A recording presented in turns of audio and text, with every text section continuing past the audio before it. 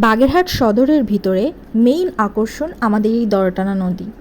দড়াটানা নদীটি কিভাবে তার নামকরণ পেল আজকে সেটাই আপনাদের জানাবো। বাগেরহাট জেলার মধ্য দিয়ে বয়ে যাওয়া এই নদীর নামটি দড়াটানা। নামের মধ্যেই লুকিয়ে আছে নদী ও মানুষের এক ঐতিহাসিক সম্পর্ক।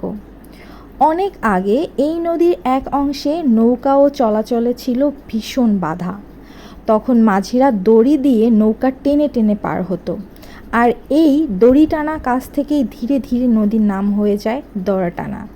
নামটি শুধু নদীর পরিচয় বহন করে নয়, এটি একটি লোকজ গল্পের স্মৃতি, যেখানে নদী ছিল জীবনের পথ আর মানুষ ছিল সেই পথের অভিযাত্রী। নদীটি আজও প্রবাহমান, কিন্তু হারিয়ে যাচ্ছে তার পুরনো জীবনের গল্প। দূষণ আর অবহেলায় মুছে যাচ্ছে ইতিহাসের সকল স্মৃতি। তবু দড়াটানা নামটি বয়ে চলে যায় সেই স্মৃতি, যেখানে মানুষের ঘাম, সাহস আর নদীর ঢেউ একসাথে মিলেমিশে আছে। ভিডিওটা যদি আপনাদের ভালো লেগে থাকে তবে অবশ্যই লাইক, কমেন্ট এবং শেয়ার করে পাশে থাকবেন। আল্লাহ হাফেজ।